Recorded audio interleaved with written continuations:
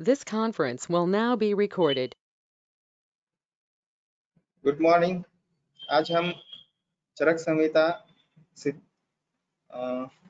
विमान स्थान का थर्ड ईयर और सेकेंड ईयर में थोड़ा जम्बलिंग हो जाता है, इसलिए मैं सिद्धि स्थान बोलने वाला था। तो सेकेंड ईयर का लेक्चर है अपना विमान स्थान का प्रथम अध्याय, प्रथम विमान अध्याय रस विमान अध्याय है। और रस विमान अध्याय का हम ये 5वां लेक्चर देखने जा रहे हैं। और मैं ये आशा करता हूँ कि पर्याप्त विषय को समझते हुए आज हम इस अध्याय की पूर्ति कर पाएंगे विषय वस्तु के तौर पे। चलिए, तो पिछले लेक्चर में चौथे रस विमान अध्याय के लेक्चर में हमने अष्टव आहार विधि विशेषायतनानि 8 जो घटक है उनके बारे में विस्तार से चर्चा की थी। अब ये आठों भाव जो है या 8 फैक्टर्स जो है, येषां विशेषाः शुभा अशुभ फलाः परस्पर उपकारका भवन्ति तान् बुभुत्सेत् बुद्ध्वा च हितेः अप्सु एव स्यात् न च मोहात् न प्रमादात् वा प्रियम् अहितम् असुख उदरकम् उपसेव्यम् आहार जातम अन्यद्वा किंचित। तो इस श्लोक से हमने समाप्ति की थी पिछले लेक्चर में, आपको अगर याद है तो प्रमादात इति ज्ञात्वा अपि रागात इति अर्थात् ज्ञान। चक्रपाणी दत्त कहते हैं कि इसीलिए उपयोक्ता जो है उसने ये जो आठों घटक है परस्पर उपकारक है, यानी एक दूसरे से संबंधित है, एक दूसरे को कंजॉइंट इफेक्ट देने वाले हैं। ठीक है, एक श्रेष्ठ है और दूसरा कनिष्ठ है, ऐसी भावना नहीं है। तो ऐशाम इति आदौ शुभ फला विशेषा अशुभ फला च परस्पर उपकारका भवन्ति इति ज्ञेयम्। यानी अगर उनका सदुपयोग किया तो शुभ फल प्राप्ति होती है। और गुरुवादी इत्यादि जो गुण हमने देखे, स्वाभाविक गुणों के प्रकृति जिसका विचार हमने किया, तो अशुभ फल प्राप्ति होती है। और इसी प्रकार से देश असात्म्य निंदित देश अगर है तो वहां पे द्रव्य के अशुभ फल प्राप्त होने वाले हैं इत्यादि चक्रपाणी दत्त हमें स्पष्ट करते हैं। अभी अहितम इति अस्य विवरणम, अहितकर जो है इनका विवरण चक्रपाणी दत्त कहते हैं असुखम दुख रूपम असुख उदरकम इति। ये जो आगे का भाग है उनके बारे में समझाते हैं, उन श्लोक के बारे में, कि वह दुख रूप है। असुख माने अनहैप्पीनेस और दुख रूप, और वो कैसा दुख रहेगा, वह आहार जो है वो पचने में कष्ट होगा, अजीर्ण इत्यादि व्याधि उत्पन्न होंगे, आम उत्पन्न होगा इत्यादि। उदरक शब्द का यहाँ पे प्रयोग किया गया है, और उदरक शब्द का अर्थ होता है जैसे कोई जगह कट जाए, वहां पे स्कार रह जाता है, ठीक है, तो उसको भी उदरक कहते हैं। या फिर किसी कारणवश, उदाहरणार्थ आमवात जैसा व्याधि है, और आमवात में अगर उसको क्रॉनिक यानी बहुत दिनों से वह है, सालों से वह है, और उसको ट्रीट ठीक से न किया तो संधि वक्रता आ जाती है उसमें। ठीक है, तो जॉइंट डिफॉर्मिटी होती है, और खास करके पर्व संधि जो है हाथ के और पैर के, उसमें डिफॉर्मिटी आ जाती है। तो उदरकम उत्तरकालीनम फलम यस्य स तथा, तो उत्तरकाली यानी उसके पश्चात, आहार सेवन के पश्चात जो प्राप्त होगा फल, उसके बारे में उदरक कहा है। अन्यद्वा इति भेषज विहारादि, तो अन्य जो यहाँ पे उपसेव्यम आहार जातम अन्यद्वा, यानी यहाँ पे अन्य घटकों का भी विचार करना चाहिए, जैसे औषध है, भेषज यानी औषध, और विहार यानी बिहेवियर रेजी। ठीक है, तो ये कॉन्सिक्वेंसेस हमने टालने का प्रयास करना चाहिए, और इसलिए हितम, हितकारक जो है केवल उसका ही सेवन हमने करना चाहिए। ठीक है, आगे जो बताते हैं ग्रंथकार 24वें श्लोक से, वह बताते हैं मेथड ऑफ टेकिंग मील्स। तो यहाँ पे वो आहार विधि विधान ऐसा उसे कहते हैं। तो आहार विधि विधान क्या है, तत्र इदम आहार विधि विधानम अरोगानाम आतुराणाम च अपि केषांचित् काले प्रकृति एव हिततमं भुंजानानां भवति। उष्णम स्निग्धम मात्रावत जीर्णे वीर्य अविरुद्धम इष्टे देशे इष्ट सर्वोपकरणम नाति धृतम नाति विलंबितम अजल्पन अहसन तन्मना भुंजित आत्मानम अभिसमीक्ष सम्यक। तो देखिए यहाँ पे आहार विधि विधान वर्णन करते हुए ग्रंथकार बताते हैं कि उन स्वस्थ एवं आतुर रोगियों के लिए जो समय से प्राकृत रूप में हितकर भोजन करते हैं। देखिए ये केवल स्वास्थ्य के लिए नहीं है, या जो स्वस्थ व्यक्ति है सॉरी उसके लिए नहीं है, तो ये आतुर के लिए भी है। अरोगानाम आतुरानाम, यानी अरोगानाम मतलब स्वस्थ व्यक्ति और आतुर यानी व्याधित व्यक्ति रुग्ण, दोनों के लिए यह नियम है। केशांचित काले प्रकृति एव हिततमम भवति, यानी प्राकृत रूप में वह समय से, काले यानी सबसे पहला फैक्टर उन्होंने बता दिया कि उचित समय पे समय से हितकर भोजन करना चाहिए। ओके, तो आगे हर जगह वहां पे उष्णम स्निग्धम इस प्रकार का शब्द जो है उसको अश्नीयात ऐसा नियम लगाना चाहिए या शब्द लगाना चाहिए, तब वाक्य परिपूर्ति होती है। उष्णम अश्नीयात, स्निग्धम अश्नीयात, मात्रावत अश्नीयात, इस प्रकार से। ठीक है, तदा तत्र इति आदौ इदम इति वक्ष्यमाणम आहार विधि विधीयते येन उष्ण स्निग्धादिना वक्ष्यमाणेन तद आहार विधि विधान। तो चक्रपाणी दत्त कहते हैं कि शांचित शब्द से कुछ ही लोग के लिए यह आहार विधि विधान हितकर है और कुछ लोगों के लिए नहीं। ठीक है, तो इसका अर्थ क्या है, यथा वो उदाहरण देके वहां पे समझाते हैं।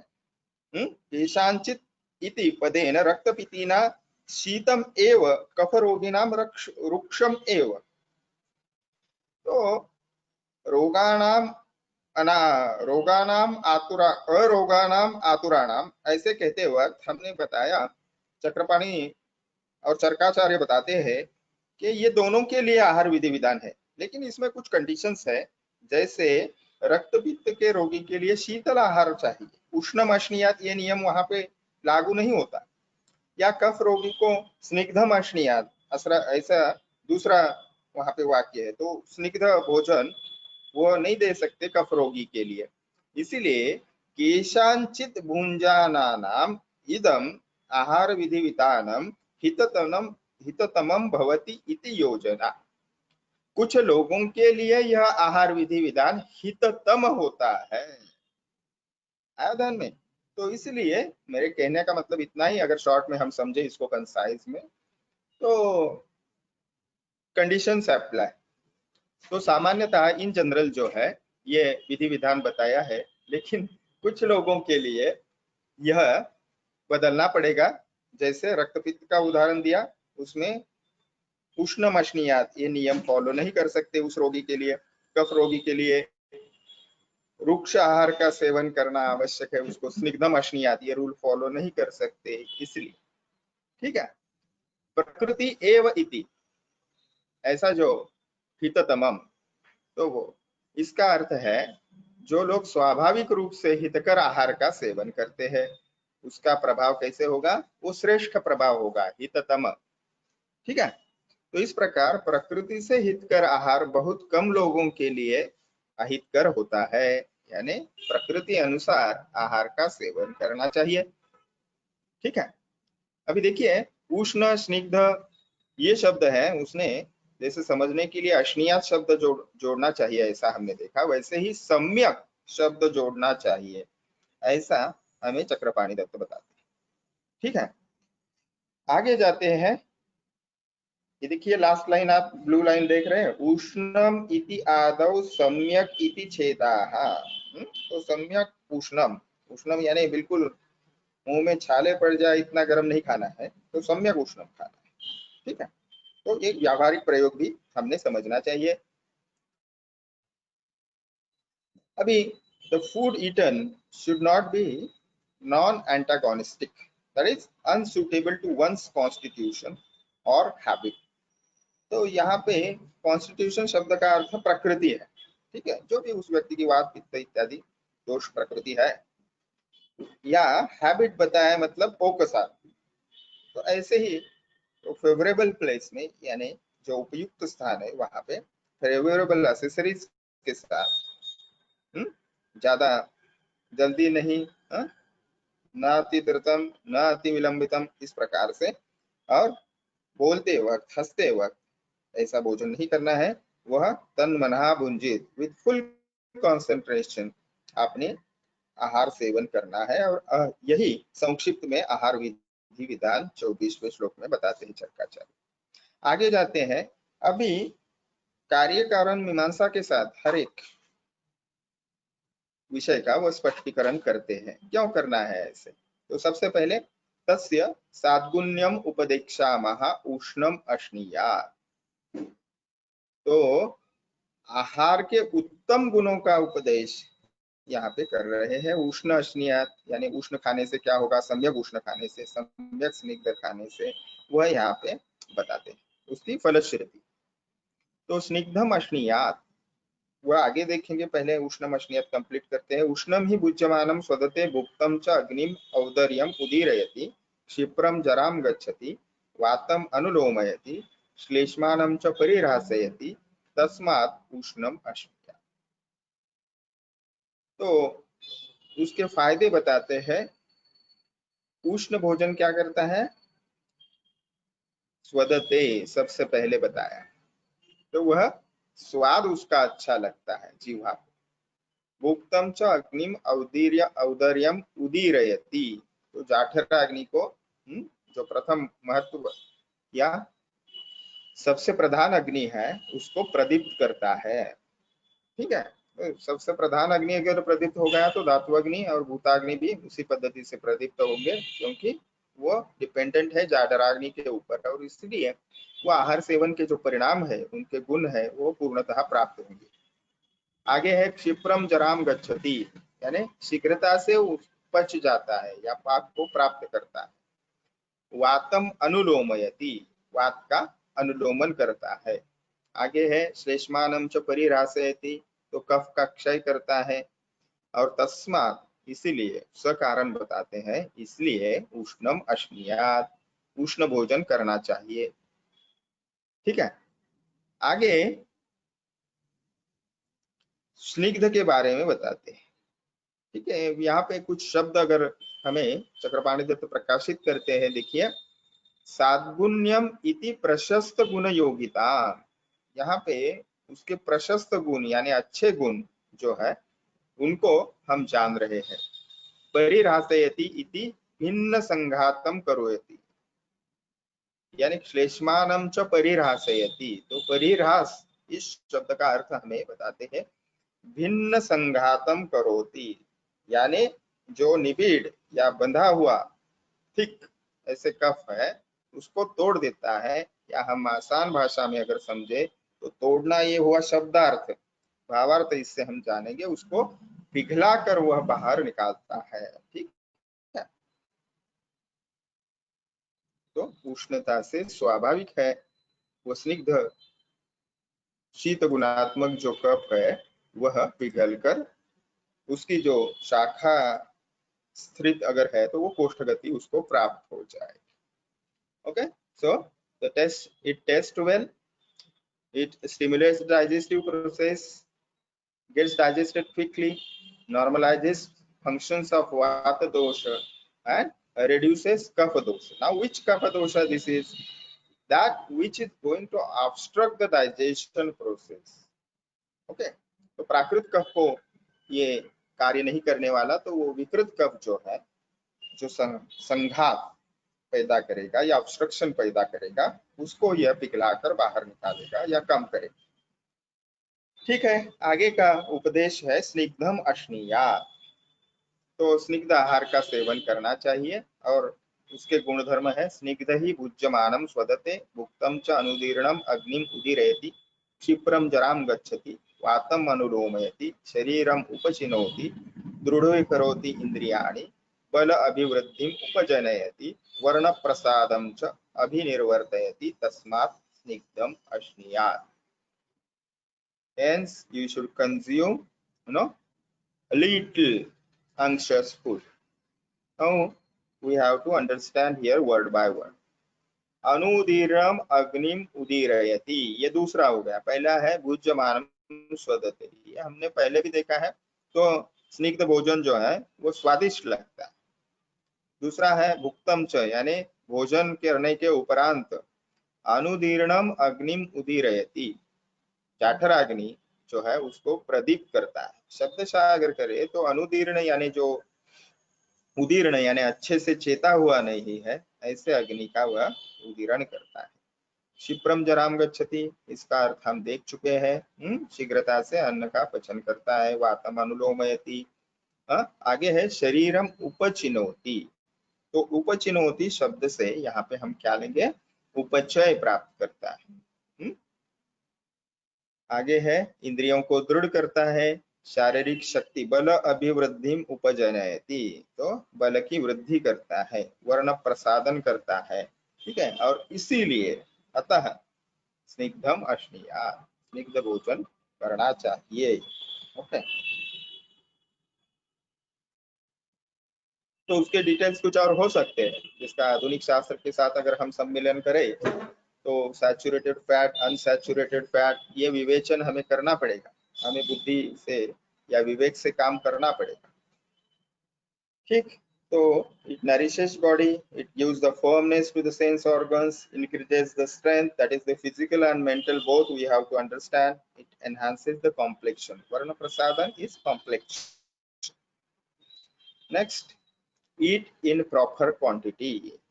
So matravat ashniyat, तो मात्रावत ही भुक्तम वात पित्त कफा अपीडयत आयु एव विवर्धयति केवलम सुखम गुदम अनुपर्येति न च उष्माणम उपहन्ति अव्यथम च परिपाकम इति तस्मात् मात्रावत अश्नीया।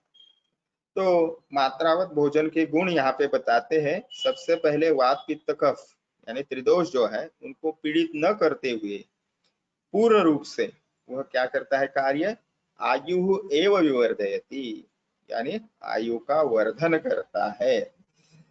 तो पूर्ण रूप से या सर्वाट मना, ऐसा अपना अर्थ यहाँ पे लेना चाहिए। यानी वो केवल लंबी आयु नहीं देगा, लेकिन स्वास्थ्य पूर्ण दीर्घायु देगा।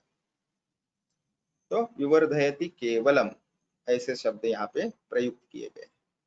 आगे सुखम गुदम अनुपरियेति, शब्दशः अर्थ लिए तो सुखपूर्वक गुदा तक पहुंचाता है। तो देखिए गुदम अनुपर्येति इति परिणतम सत अनुरूपतया निस्सरति इति अर्थाः। तो इसका अर्थ लेना चाहिए उचित रूप से पाक करता हुआ, यानी आहार का पाक अच्छा होता है और अंत में उसका परिणाम जो होना चाहिए प्राकृत रूप से, यानी अवशिष्ट जो मल पदार्थ रहेगा वह गुदा से बाहर बिना कष्ट के निकल जाएगा। यानी मात्रा पूर्वक अगर आप आहार ग्रहण करते हैं, जिसका हमने विचार किया है, वो सर्वग्रह परिग्रह इत्यादि, तो ग्रहित आहार जो है उसका पचन ठीक से होता है। ओके, नहीं तो मात्रा में अधिक हो गया तो शायद या बहुत बार ऐसा होता है कि उसका पचन ठीक से नहीं होगा और आम निर्मित होगी इत्यादि। तो सुखम गुदम अनुपरियेति का यह अर्थ है, उसका अंतिम तक उसका परिणाम जो है वो अच्छा आता है। न च उष्माणम उपहन्ति, यानी जाठराग्नि को उपहत नहीं करता। प्रमाण में ज्यादा खा लिया या केवल स्निग्ध या केवल मीठा परिग्रह का विचार अगर करे, वो ज्यादा खा लिया तो जाठराग्नि उपहत हो सकता। आगे अव्यथम च परिपाकम एति, यानी कोई भी कष्ट बिना सरलता से पचन जो है वह होता है, और इसलिए तस्मात् मात्रावत अश्नीया। ठीक है, तो अपीडयत यह जो शब्द है यहाँ पे वात पित्त कफान अपीडयत, उसका अर्थ चक्रपाणि दत्त कहते हैं अपीडयत इति अनतिमात्रत्वेन स्वस्थान स्थितम सद्वातादीन स्थान अपीडनात् अप्रकोपयत। तो मात्रा ज्यादा न होने के कारण अपने स्थान में स्थित वातादि दोष जो है वो प्रकोपित नहीं होते। आगे मात्राशीति अध्याय में हम देखने वाले हैं, वहां पे जो है आमाशय के 3 भाग कहे गए हैं और जो तीसरा भाग है वो रिक्त छोड़ने के लिए कहा था। वो इसलिए कि वहां पे वात पित्त कफ इन दोषों का जो एक्शन है, जैसे क्लेदक कफ का क्लेदन कार्य है, ठीक है, पित्त का पचन कार्य है वगैरह, तो इनके लिए वो क्रियाएं जो है, डाइजेशन प्रोसेस जो है वो सरलता से हो, इसलिए वह आवश्यक है। या ज्यादा ठूस लिया भोजन तो वह पचन ठीक से नहीं होगा और वात पित्त कफ की क्रियाएं पचन यानी वो ठीक से नहीं होगी और फिर परिणाम स्वरूप व्याधि की उत्पत्ति होगी। ठीक है, तो only helps promotes one's life span, तो it is very specific.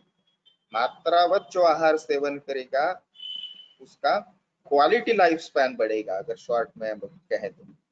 It easily passes down the bowels, it does not disturb the digestive power and get digested without any discomfort. आगे जाते हैं जीर्णे अश्नियात, यानी eat after only complete digestion of previously meal or previously taken food. तो अजीर्णे ही भुञ्जानस्य अभ्यव्रत आहार जातम पूर्वस्य आहारस्य रसम अपरिणत उत्तरेण आहार रसेन उपसृजत सर्वान दोषान प्रकोपयति आशु। तो इसको थोड़ा छेद करते हुए देखेंगे, बड़ा लंबा श्लोक है गद्य में। तो पूर्वकृत आहार जीर्ण होने पर ही भोजन करना चाहिए, यह एक नेक्स्ट जो नियम है वह बताया। क्यों ऐसा करना चाहिए तो उसका विवरण करते हैं। अजीर्णावस्था में भोजन करने पर पूर्वकृत आहार का जो अपक्व रस है, क्योंकि उसकी प्रोसेस कंप्लीट नहीं हुई है पूर्वकृत आहार जो है, और वह अपक्व रसी होगा और नया आहार आपने ले लिया, तो ये पुराना अपक्व रस पहले का और नया आहार लिया हुआ जो रस है वो आपस में मिलकर शीघ्र ही दोषों को पूर्णतः प्रकोपित करेगा। उपसृजत यानी उनका मिश्रण हो जाएगा और सर्वान दोषान, तो त्रिदोष प्रकोप होगा। आगे बताते हैं जीर्णे ही भुञ्जानस्य स्वस्थानस्थेषु दोषेषु अग्नौ च उदीर्णे जातायां च बुभुक्षायां विवृतेषु च स्रोतसां मुखेषु विशुद्धे च उद्गारे हृदये विशुद्धे वातानुलोमे विसृष्टेषु च। तो उसके गुण बताते हैं। जीर्ण पूर्व का भोजन जो है वो जीर्ण होने के बाद अगर भोजन किया, नया भोजन लिया, तो गृहित आहार जो है यानी नया लिया हुआ आहार जो है वह क्या करता है, दोषों को अपने स्थान पर, दोषेषु स्वस्थानस्थेषु दोषेषु, यानी दोष जो है वो अपने स्थान पर आ जाते हैं, उद्गार शुद्ध उत्पन्न हो जाता है। तो ये जो सब लक्षण बताए हैं, तो आप पूछोगे ना, या कोई भी पूछेगा जो ग्रंथ पढ़ेगा कि फिर पहले का भोजन पचा हुआ है यह कैसे जानना चाहिए, वो पचने के बाद ही अगर भोजन लेना है ना या कुछ खाना है, तो उसके लिए लक्षण बताते हैं कि दोष अपने स्थान पर आ जाते हैं, उद्गार शुद्ध उत्पन्न होता है, हृदय शुद्ध होता है, वात का अनुलोमन होता है, भूख लगने लगती है, स्रोतों के मार्ग खुल जाते हैं। आगे बताते हैं वात मूत्र पुरुष वेगेषु अभ्यव्रतम आहार जातम सर्व शरीर धातुम अप्रदूषयत आयु एव अभिवर्धयति केवलम। तो मल मूत्र पुरुष ये वेग जो है वो अपने आप से प्राकृत रूप से निकल जाते हैं और फिर सर्व शरीर जो है वो धातुओं को दूषित न करता हुआ केवल आयु को वर्धन करता है। यानी ये जो वेग है वात मूत्र पुरुष वेग, वह ठीक से या प्राकृत रूप से उत्पन्न होते हैं और यही लक्षण है भोजन जो है वो करने के बाद, या पहला भोजन पचने के बाद ही नया भोजन करना चाहिए। ठीक है, तो तस्मात् जीर्णे अश्निया, तो इसीलिए आहार के जीर्ण होने पर ही भोजन करना चाहिए।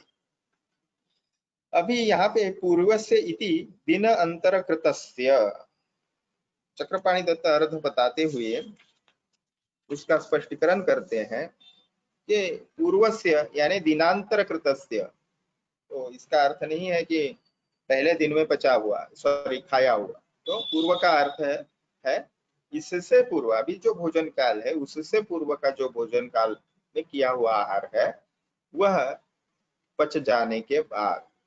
ठीक है, आप आगे बताते हैं अपरिणतम इति असम्यक जातम। तो अपरिणत याचा अर्थ, इसका अर्थ क्या लेंगे हम कि उसका ठीक से पचन नहीं हुआ है।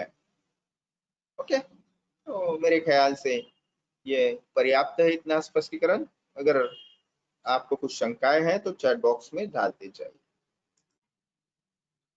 तो इसके बहुत सारे रिजल्ट्स आप सामने देख रहे हैं, जिनके लिए अंग्रेजीकरण आवश्यक है उनके लिए ये स्लाइड है।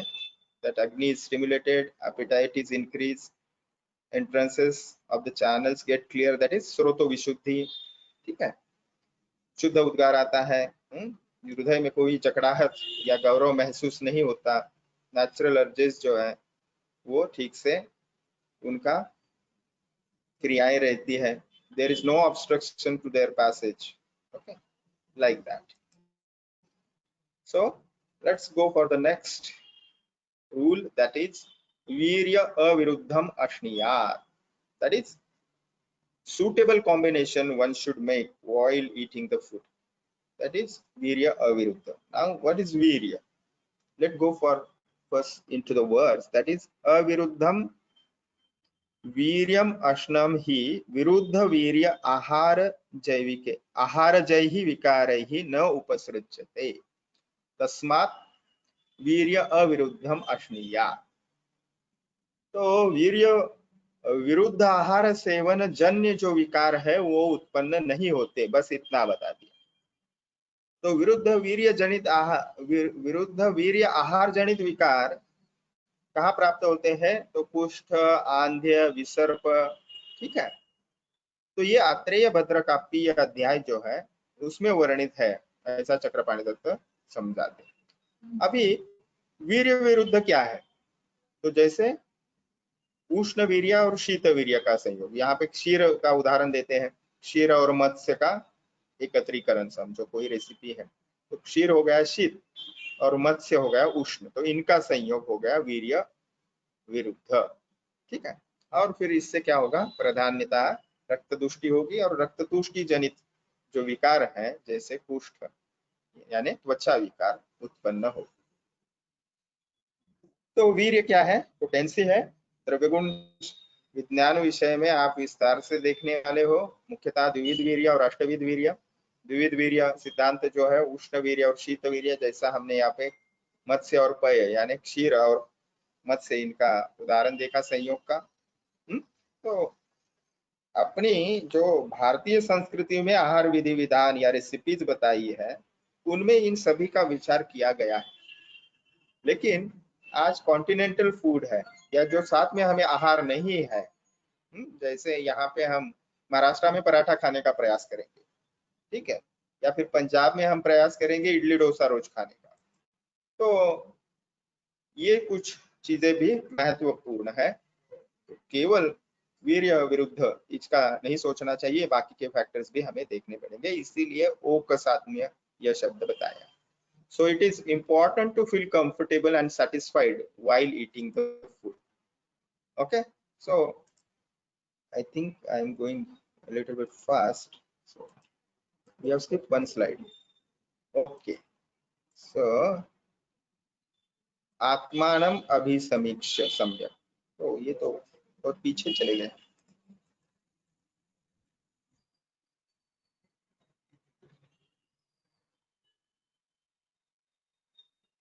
यस, यहाँ से आगे देखेंगे 25वां श्लोक का छठा भाग, इष्टे देशे सर्वोपकरणम। तो इष्टे देशे इष्ट सर्वोपकरणम च अश्नीयात्, इष्टे ही देशे भुञ्जान न अनिष्ट देशजैः मनोविघातकरैः भावैः मनोविघातं प्राप्नोति तथा एव इष्टैः सर्वोपकरणैः तस्मात् इष्टे देशे तथा इष्ट सर्वोपकरणम च अश्नीयात्। तो right place with right accessories, यानी जो उपकरण है वो सभी होने चाहिए वहाँ, जो भी आवश्यक है वो केवल व्यंजन के तौर पे नहीं है। आगे पहले हमने जो जो चीजें देखी है, जैसे स्निग्धम अश्नीयात, उष्णम अश्नीयात, इन चीजों को फैसिलिटेट करने के लिए जैसे घृत का पात्र वहां पे होना चाहिए, जल होना चाहिए, ठीक है। अगर कुछ व्यंजन आवश्यक है तो वो भी होने चाहिए, जैसे नमक इत्यादि। तो ये सभी उपकरण का भाग से हमने समझना चाहिए। देखते हैं चक्रपाणि दत्त क्या है।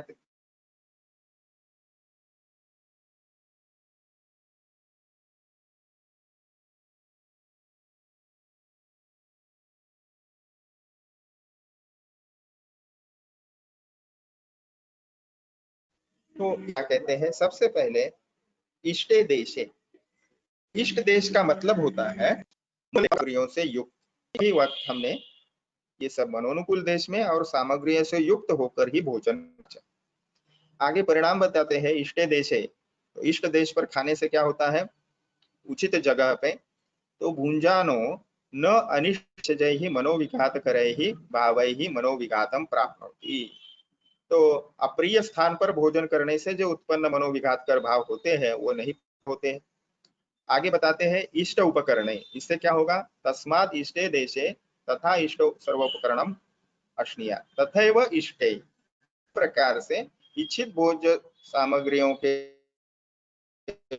वहां पे भोजन करे तो मन में विकार नहीं उत्पन्न होगी। जैसे नमक कम है या पानी नहीं है इत्यादि, तो इससे क्या होगा, मन जो है उसका अवधान किसी अन्य जगह पे चला जाता है और इसी कारणवश फिर उसका पचन भी जो है वो ठीक से नहीं होता। तो मनोविघात करे ही भाव ही, तो कौन कौन से मनोविघात कर भाव उत्पन्न हो सकते हैं। तो त्रिविध कुक्षीय विमान अध्याय जो है, तो उसे वहां पे बताते हैं, काम, क्रोध, लोभ, मोह, ईर्ष्या, घृणा, मान, उद्वेग, ये मनोविघातक भाव है और यह उत्पन्न नहीं होते इष्ट देश पर करने से। और इष्ट उपकरण के साथ अगर भोजन करे तो भी ये मनोविघात कर भाव जो है वो प्राप्त नहीं होते। अनिश्चित भोजन करने पर मन में विघात होता है, यानी अनिश्चित, ऐसे कहा है, अनिश्चित नहीं, सॉरी, अनिष्ट भोजनादे ही मनोविघातो भव। तो ये सभी क्रियाएं हैं, तो इनको हम ठीक से समझे जाने तो आहार का जो फल प्राप्ति है वो उचित रूप से हो। तो विमान स्थान का दूसरा अध्याय, मैंने थोड़ी देर पहले आपको मात्रा शितीय बताया। दूसरा अध्याय है त्रिविध कुक्षीय, और त्रिविध कुक्षीय विमान अध्याय में तीसरा अवकाश जो है, यानी वात पित्त कफ जो है, मात्रावध अश्नीयात का फल हमने देखा था। मात्रावध यानी उचित प्रमाण में आहार का अगर सेवन किया तो वात पित्त कफ जो है उनका पीड़न नहीं होता है। तो इसका अर्थ हम समझते हैं त्रिविध कुक्षीय विमान में, त्रिविध यानी तीन भाग कुक्षी के यानी स्टमक के किए जाते हैं और तीसरा भाग जो है वो दोषों के संचरण के लिए छोड़ दिया जाता है। यानी बिल्कुल कुछ लोग तो इतना खाते हैं, विशेषतः प्रिय पदार्थ हो तो इसके लिए फिर उसका पचन जो है वो ठीक से नहीं होता। आगे जाते हैं तो आपको समझ में आ गया होगा। और इसको विघातकर भाव जो है वो त्रिविध कुक्षीय विमान में कामादि भी, ठीक है, ये जो बताते हैं, तो ये कामादि विकार उत्पन्न ना हो इसलिए इष्ट देश और सर्व उपकरण के साथ आपने भोजन करना चाहिए। वो कामादि विकार कौन से है, काम, क्रोध, लोभ, मोह, ईर्ष्या, घृणा, मान, उद्वेग इत्यादि, ठीक है। इसके बाद का जो नियम आता है, do not eat too fast, that is नातिद्रुतम अश्नीयात। अतिद्रुतम ही भुंजानस्य उत्स्नेहनम अवसादनम भोजनस्य अति अप्रतिष्ठानम च भोज्य दोष सात्पुन्या उपलब्धिश्च न नियता तस्मात् नातिद्रुतम अश्नीयात। तो बहुत बहुत जल्दी यानी शीघ्रता से भोजन अति शीघ्रता से नहीं करना है। ऐसा करने से क्या होगा, अगर अतिद्रुत आपने भोजन किया तो भोजन उन्मार्गगामी हो जाएगा। उत्स्नेहनम, उससे क्या होगा, वह उन्मार्गगामी हो जाएगा। यानी नासिकागमन उसका हो सकता है। आगे क्या हो सकता है? अवसादनम, एक ही स्थान पर वह रुक जाता है। आगे भोजन से अप्रतिष्ठानम, यानी भोजन आमाशय में उचित रूप से नहीं रुक पाता है। ठीक है, यानी उसका परिपाक ठीक से नहीं होगा, वो तुरंत दूसरी अवस्था के लिए या दूसरे स्टेज के लिए चला जाएगा, और इसके गुण दोषों की प्राप्ति नियत नहीं होगी। यानी भोज दोष साद्गुण्य उपलब्धिश्च न नियता, उसकी जो भोजन करने के जो गुण प्राप्त होने चाहिए वो ठीक से नहीं होंगे। और तस्माद नातिद्रतम अश्नीया। तो उच्चनेहन का अर्थ चक्रपाणी दत्त स्पष्ट करते हैं उन्मार्ग गमनम। ठीक है, या नासिका इत्यादि मार्ग में चला जाएगा। मराठी में हम बोलते हैं उसको ठसका लगता है। ठीक है, तो नासिका में अन्नकण आ गया तो आपको छींक आ जाएगी जोर से, या फिर उससे भोजन में रुकावट आ जाएगी उससे। अवसदनम अवसादाहा, यानी वह रुक जाता है। अप्रतिष्ठानम हृदयस्तत्वेन, यानी हृदयस्तत्वेन कोष्ठ अप्रवेशाहा, तो वहां पे एक स्थान पर नियत से ज्यादा समय तक नहीं रुकना है। और अप्रतिष्ठानम का अर्थ बताते हैं चक्रपाणी दत्त, हृदय प्रदेश से रुक जाता है वो, और वहां पे रुक जाता है, यानी कार्डियक रीजन में वह रुक जाता है। और इस पे यानी क्या होगा, वो स्टमक में ही केवल रुक जाए। कार्डियक रीजन यानी हृदय में नहीं आएगा वो साक्षात, वो हृदय प्रदेश का अर्थ हमने लेना चाहिए, स्टमक रीजन। महास्रोतस में आगे नहीं बढ़ पाएगा। ठीक है, तो जो समानम अन्नम गृह्णाति पचति विवेचयति मुंचति, तो मुंचन जो कार्य है यानी पीरियाडिक, वो आगे आगे जाता है प्रोसेस के लिए, वो ठीक से नहीं होगा। और उसमें विद्यमान जो चीजें रहेगी, भोज्यगतानाम दोषानाम केशादीनाम साद्गुण्यस्य च स्वादुत्वादे उपलब्धि न नियता भवति, कदाचित उपलभ्यते कदाचित न इति। यानी वह जो भोजन करने पर उसमें अगर कोई अप्रिय चीज विद्यमान है, जैसे बाल, हेयर्स, पत्थर के छोटे छोटे कण इत्यादि, तो व्यक्ति निगल जाता है। यानी शीघ्रता से, अगर अति शीघ्रता से भोजन वह करता है तो भोज्यगता नाम दोषानाम की शादी नाम, यानी वह अंदर चले जाएगा, उसको विवेचन या विवेक करने का समय ही नहीं मिलेगा, जान ही नहीं पाएगा। साद्गुण्यात का अर्थ चक्रपाणी दत्त बताते हैं, शीघ्रता से भोजन करने वाला व्यक्ति भोजन का स्वाद नहीं ले पाता। ठीक है, जैसे उसको उसका स्वाद ही नहीं ले समझेगा, कभी उसको स्वाद मिलेगा और कभी नहीं। उपलब्धि न नियता भवति, कदाचित उपलभ्यते कदाचित न इति। तो इस पद्धति से न स्वदते। तो इसका अर्थ क्या हुआ? भोज्य दोष साद्गुण्य उपलब्धिश्च न नियता, नियत यानी नियत रूप से नहीं होता, कभी होगा कभी नहीं, इस पद्धति से। आगे है तस्मात्, तो इसीलिए आपने उसका शीघ्रता से भोजन नहीं करना है अगर आपको सद्गुणों की आहार की प्राप्ति करनी है तो। तो लोगों को ये लाइफस्टाइल ज्यादा पसंद आता है, फास्ट। समय हो गया, अरे 10 मिनट हो गए, तो हम हमारा काम जो है वो देरी से भी कर सकते हैं थोड़े, लेकिन भोजन जो है वो ठीक से करना चाहिए। इट्स लाइक होम हवन क्रिया।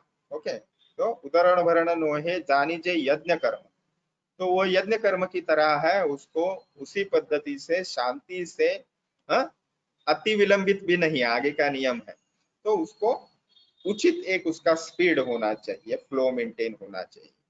ओके, सो न अति विलंबितम, do not eat too slowly, तो अति विलंबित भी नहीं होना चाहिए। अति विलंबितम ही भुंजानो न तृप्तिम अधिगच्छति, तो अति विलंबित आहार के सेवन से खाने वाला जो है उसको तृप्ति प्राप्त नहीं होती।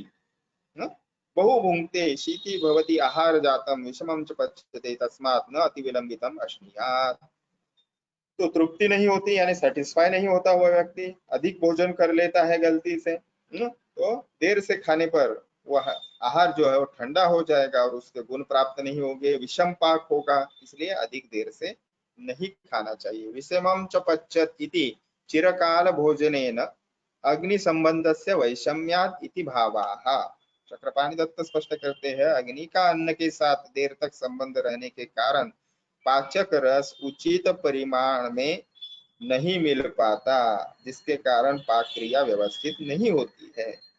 और इसीलिए भोजन के प्रारंभ में तो पाचक रस उचित परिमाण में आ जाता है, प्रमाण में आ जाता है, लेकिन एक निश्चित समय के पश्चात इसमें कमी आ जाती है और इसलिए आहार जो है वो विषम रूप से पचता है।